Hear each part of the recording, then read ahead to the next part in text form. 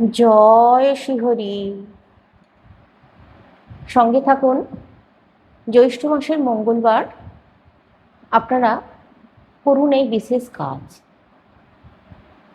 কোন মঙ্গলবারে করবেন সে বিষয়ে বলবো। জ্যৈষ্ঠ মাসের মঙ্গলবারগুলোকে বড় মঙ্গলবার বলা হয়। কেন জানেন? জ্যৈষ্ঠ মাসের মঙ্গলবার একবার শ্রী রামচন্দ্রের সঙ্গে হনুমানজির সাক্ষাৎ হয়েছিল, যে কোনো একটি মঙ্গলবারে। সেই মঙ্গলবারটা কেউ জানে না, তাই জ্যৈষ্ঠ মাসের প্রত্যেকটা মঙ্গলবারকেই বড় মঙ্গলবার বলা হয়। মানে প্রথম সাক্ষাৎ হয়েছিল শ্রী রামচন্দ্রের সঙ্গে হনুমানজির। জ্যৈষ্ঠ মাসের মঙ্গলবারে যদি আপনারা যে কোনো একটা মঙ্গলবারে, আপনারা শেষ মঙ্গলবার অথবা মাঝের মঙ্গলবার, যে কোনো একটি মঙ্গলবারে যদি হনুমান চল্লিশা পাঠ করে হনুমানজির মন্দিরে এই জিনিসটা নিয়ে যেতে পারেন, তাহলে আপনাদের জীবন থেকে সমস্ত ভয় ভীতি দূর হয়ে যাবে। আপনাদের জীবনে কোনো বাধা আসবে না, আপনাদের জীবনে কোনো রকম কোনো সমস্যা আসবে না। দেখবেন, করে দেখুন। এবার আপনাদেরকে বলবো, এই জ্যৈষ্ঠ মাসের মঙ্গলবার জয় মঙ্গলবার পালন করা হয়। আমাদের হিন্দু সমস্ত ধর্মের, মানে হিন্দু সনাতন ধর্মীয় সমস্ত মহিলারা এই জয় মঙ্গলবার ব্রত রাখেন। এখানে কুমারী বা স্ত্রী বা বিধবা বলে কোনো ভেদাভেদ থাকে না।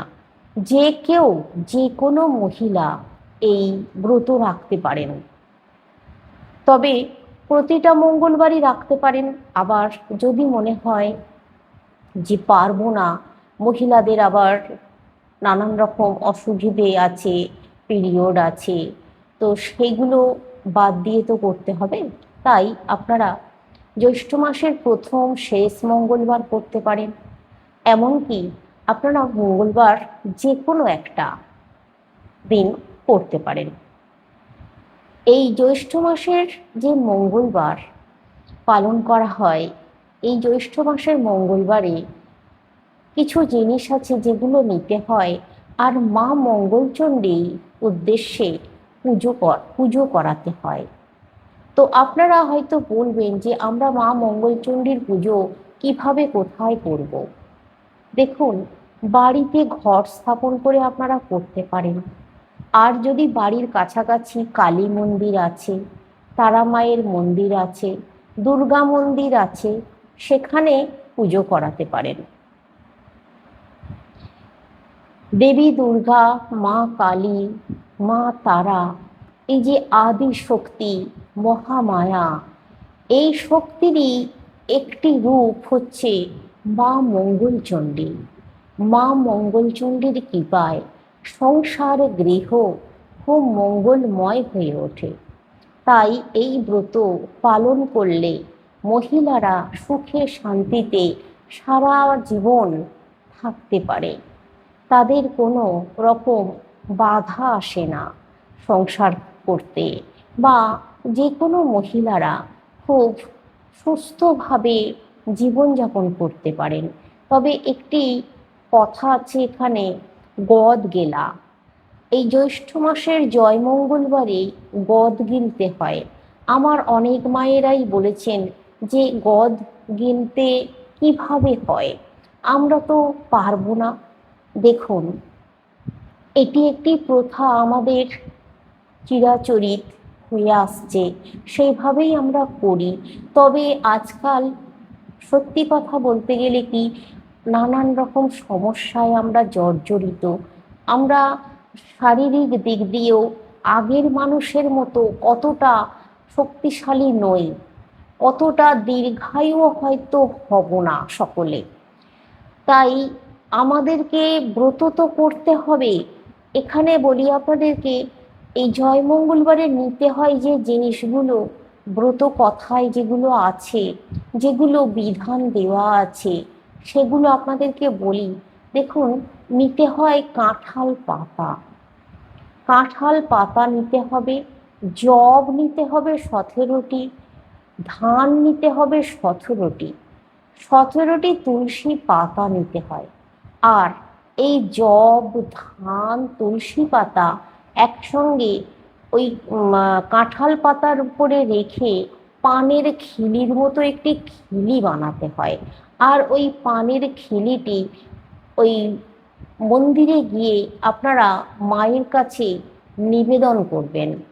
এই যে পানের মতো খিলি তৈরি করলেন, এটা নিবেদন করতে হয় মা মঙ্গলচণ্ডীকে উদ্দেশ্য করে। আর নিতে হয় 5 রকম ফল আর 5 রকম মিষ্টি। অবশ্যই নিতে হবে জবা ফুল, অবশ্যই নিতে হবে। আপনারা জবা ফুলের মালা নিয়ে যেতে পারেন, জবা ফুল নিয়ে যেতে পারেন। আর ওই যে খিলি তৈরি করলেন ওটা অবশ্যই নিয়ে যেতে হবে। নিয়ে গিয়ে পুজো করিয়ে নেবেন। এখানে বলি কলা অবশ্যই নিতে হবে। ওই যে 5 রকম ফল নিয়েছেন তাতে যেন কলা অবশ্যই থাকে। এবার আপনারা পুজো করিয়ে অঞ্জলি দেবার পর প্রসাদ বাড়িতে নিয়ে এসে অথবা মন্দিরে বসে আপনারা খেতে পারেন, কিন্তু বাড়িতে নিয়ে এসে খাওয়াটাই বেশি ভালো। মন্দির থেকে বাড়িতে নিয়ে আসুন, বাড়িতে নিয়ে এসে আপনাদের যেখানে ঠাকুরের স্থান আছে সেখানে বসবেন। বসে কলা দিয়ে ভালো করে ওই জিনিসগুলো মানে যব, ধান, তুলসী পাতা খিলিটা খুলবেন। খুলে ওই কাঁঠাল পাতার ওপরেই আপনাকে কলা দিয়ে মেখে নিতে হবে ওই জিনিস। এবার এখানে যেটা বলছিলাম আপনাদেরকে বলে দিই। দেখুন, অনেকেই ধান, যব এগুলো গিলতে ভয় পাবেন, তাই বলে কি ব্রত রাখা হবে না? আপনারা করবেন কি, ধান ছাড়িয়ে নেবেন, নিয়ে ওই শস্যটি নিয়ে নেবেন, মানে ওই যে দানাটি চালের নিয়ে নেবেন। যবও ছাড়িয়ে নেবেন, যবের দানা নিয়ে নেবেন শুধু।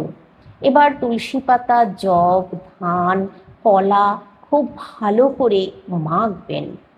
একটু বেশি পরিমাণে কলা দিয়ে মাখবেন। ওটাকে যেহেতু 17টি করে, তাই একেবারে গিলে নেওয়া সম্ভব নয়। এটা দাঁতে যেন না ঠেকে সেদিকটাও কিন্তু মনে রাখতে হবে। এবার জয় মা মঙ্গলচণ্ডী বলে ওটাকে 3 ভাগে ভাগ করুন, করে গিলে নিন। দাঁতে না ঠেকিয়ে গিলে জল খেয়ে নিন।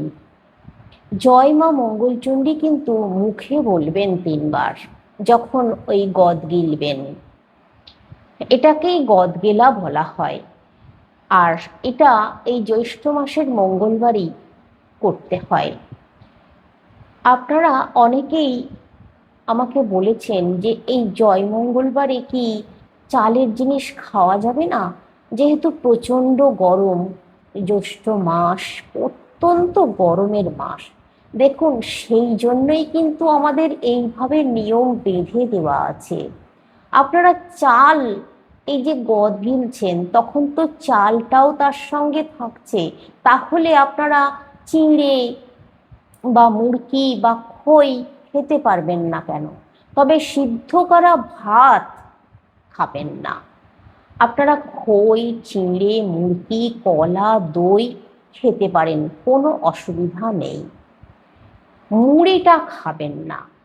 আপনারা খই, চিঁড়ে, মুড়কি খাবেন, কলা, দই খাবেন, ফল খাবেন অবশ্যই। এবার আপনারা যদি মনে করেন যে রুটি তৈরি করে খাবেন, খেতে পারেন, তবে রুটিটা তাওয়ার মধ্যেই সেঁকে নেবেন। আর যদি মনে করেন তেল ছড়িয়ে পরোটা তৈরি করে খাবেন, তাও খেতে পারেন, কোনো অসুবিধা নেই। যদি মনে করেন ডালিয়া খাবেন, ডালিয়া খেতে পারেন। যদি মনে করেন শ্যামাদানা খাবেন, শ্যামাদানাও খেতে পারেন। মা আদিশক্তি, মহামায়া দেবী দুর্গা দেবী, মা কালী, মঙ্গলচণ্ডী কখনোই সন্তানদের কষ্ট নিতে পারেন না, সন্তানদের ভক্তিটা নেন। তাই বলছি কোনো বাধা নেই, আপনারা খাবেন। এবার যদি মনে করেন যে চিড়ে মুড়কি খই খাবো না, শুধু পরোটা খেয়ে যার শরীরে যেমন সইবে তিনি তেমন করুন, কিন্তু ভক্তিভরে নিষ্ঠার সঙ্গে দেবীকে প্রণাম করবেন, জয় মা মঙ্গলচণ্ডী বলে ভালো করে প্রণাম করবেন মাটিতে মাথা ঠেকিয়ে। আর যে প্রসাদ নিবেদন করেছেন মায়ের কাছে, মা প্রসাদ করে দিয়েছেন, ওই প্রসাদ সকলে মিলে গ্রহণ করুন।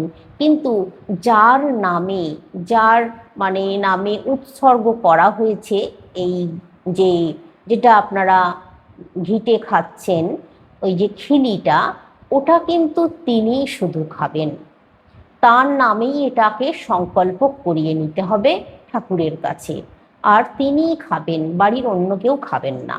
কিন্তু যে প্রসাদ আপনারা নিবেদন করেছেন, ফল মিষ্টি, ওগুলো বাড়ির সকলে খাবে, এমনকি বাইরের কাউকেও আপনারা দিতে পারেন, তাতেও কোনো অসুবিধা নেই।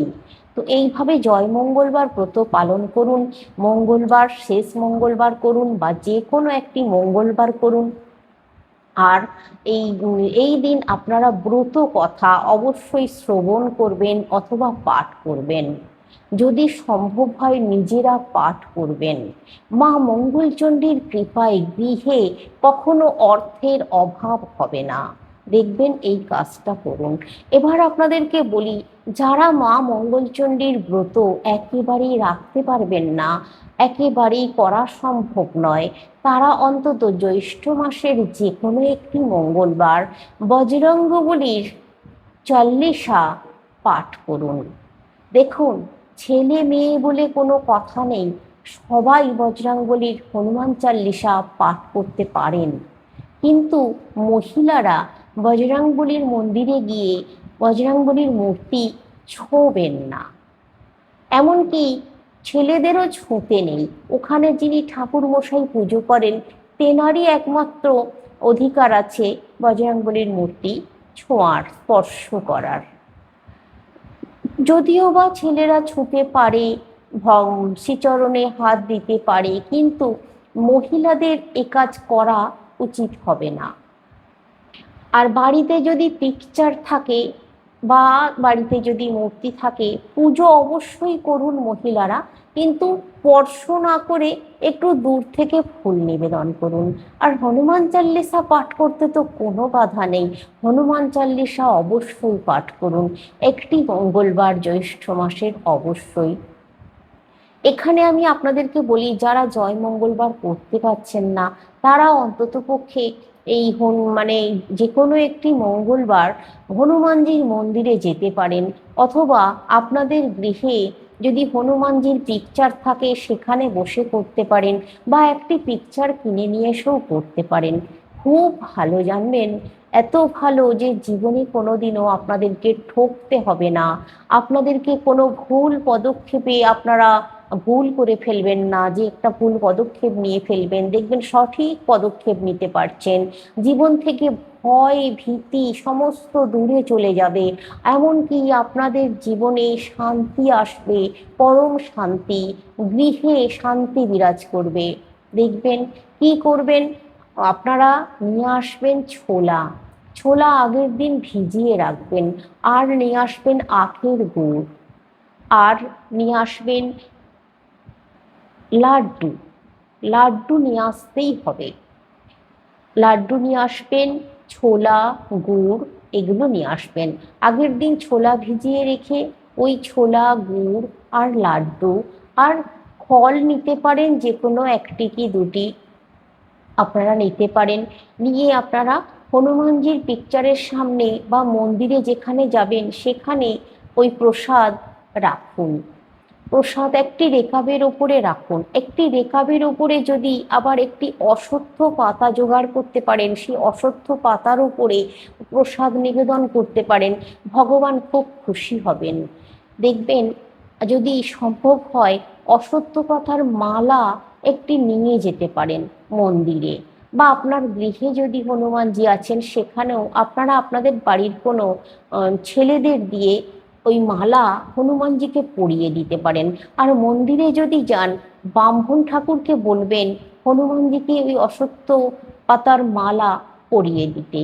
এতে করে দেখবেন ভগবানের কৃপা লাভ করবেন, মানে হনুমানজি বজরঙ্গবলীর কৃপা লাভ করবেন।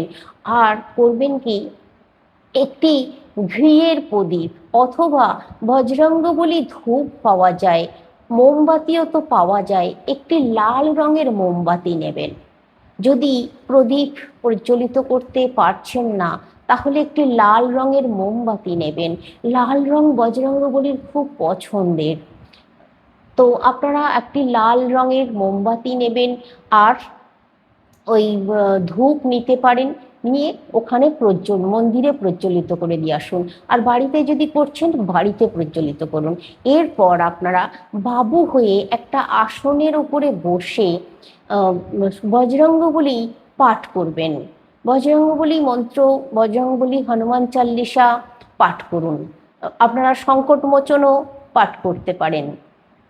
তো বজরঙ্গবলী চাল্লিশা মেয়েরা পাঠ করুন নিশ্চিন্তে, কোনো বাধা নেই।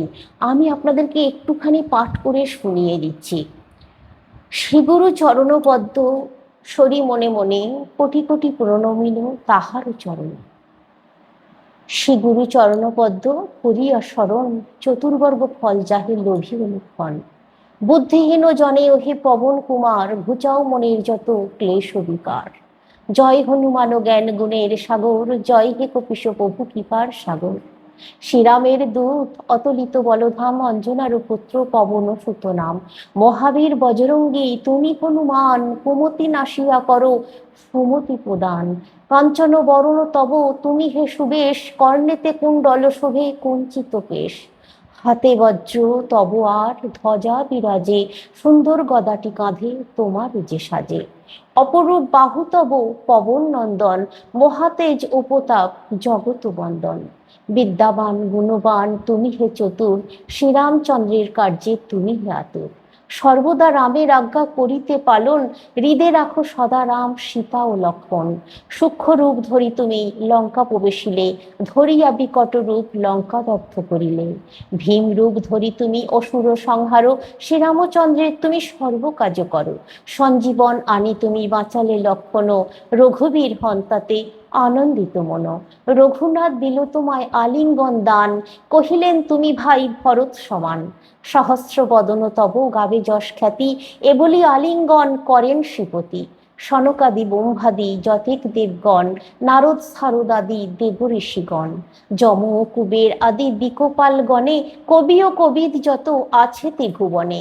সুগ্রীবের উপকার তুমি যে করিলে, রাম সহ মিলাইয়া রাজপদ দিলে। তোমারও মন্ত্রণা সব বিভীষণ মানিল, লঙ্কেশ্বরের ভয়ে সবে কম্পমান ছিল। সহস্র যোজন ঊর্ধ্বে সূর্যদেবে দেখে, সুমধুর ফল বলি ধাইলে গাসিতে। জয় রাম বলি তুমি অসীম সাগর, পার হয়ে প্রবেশিলে লঙ্কার ভিতর। দুর্গম যতেক কাজ আছে ত্রিভুবনে, সুগম করিলে তুমি সব রাম গানে। চিরদারি আছো তুমি শ্রীরামের দ্বারে, তব আজ্ঞা বিনা কেহ প্রবেশী কানারে। শরণ লইনু প্রভু আমি যে তোমারি, তুমিই রক্ষক মোর আর কারে ডরি। নিজ তেজ নিজে তুমি করো সম্বরণ, তোমার হুঙ্কারে দেখো কাঁপে ত্রিভুবন। ভূত পেত পিশাচ কাছে আসিতে না পারে, মহাবীর তব নাম যেই জনস্বরে। রোগ নাশ করো আর সর্বপীড়া হরো, মহাবীর নাম যেবা স্মরে নিরন্তর। সংকটেতে হনুমান উদ্ধার করিবে, তাহার চরণে যেবা মন প্রাণ দিবে। সর্বোপরি রামচন্দ্র তপস্বী ও রাজা, শ্রীরামের অরিগণে তুমি দিলে সাজা। তোমারও চরণে যেবা মন প্রাণ দিবে, এ জীবনে সেই জন সদা সুখ পাবে। প্রবল প্রতাপ তব হে বায়ু নন্দন, চার যুগ উজ্জ্বল রহিবে ত্রিভুবন। সাধু সন্ন্যাসীরে রক্ষা করো মতিমান, শ্রীরামের প্রিয় তুমি অতি গুণবান। অষ্টসিদ্ধি নবসিদ্ধি যাহা কিছু রয়, সকলে সিদ্ধ হয় তোমারও কৃপায়। রাম রামায়ণ আছে তব নিকটেই, শ্রীরামের দাস হয়ে রয়েছ সদাই। তোমারও ভজন করিলে রামকে পাইবে, জনমে জনমে তার দুঃখ ঘুচে যাবে। অন্তকালে পাবে সেই রামের চরণ, এই সার কথা সব শুনো ভক্তগণ। সব ছাড়ি বলো সবে জয় হনুমান, হনুমন্ত সর্বসুখ করিবে প্রদান। সর্বদুঃখ দূরে যাবে সংকট কাটিবে, যেই জন হনুমন্তের শরণ করিবে। জয় জয় জয় জয় হনুমান গোসাই, তব কৃপা ভিন্ন আর কোনো গতি নাই। যেই জন শতবার ইহা পাঠ করে, সকল অশান্তি তার চলে যায় দূরে। হনুমান চাল্লিশা যে করেন পঠন, সর্বকাজে সিদ্ধ লাভ করে সেই জন। তুলসীদাস সর্বদাই শিহরির দাস, মনের মন্দিরে প্রভু কর সদাবাস। পবন নন্দন প্রবল বিক্রম, রাম অনুগত অতি, চাল্লিশা হেথায় সমাপন হয়, পদে থাকে যেন মোর মনমতি। জয় প্রভু বজরংবলী। বলুন, সর্ব দুঃখ নিমেষের মধ্যে উধাও হয়ে যাবে, সর্ব কাজে সফল হবেন। তবে হ্যাঁ, এখানে বলে দিই আপনাদেরকে, 100 বার পাঠ করতে বলা হয়েছে বলে যে একেবারে বসেই 100 বার মানে মনোনিবেশ ছাড়া, মনোসংযোগ ছাড়া পাঠ করে নেবেন এমনটা দরকার নেই। একদিন একবারই পাঠ করুন। এইভাবে প্রতিদিন যদি পাঠ করতে পারেন, জীবন থেকে কোনো রকম জীবনের কোনো রকম দুঃখ দুর্দশা হতাশা ভোগ করতে হবে না, সংকট মুক্তভাবে জীবন কাটাবেন। আজকে আসছি, সকলে সুস্থ থাকুন, ভালো থাকুন, শ্রীহরি নারায়ণের কৃপায়।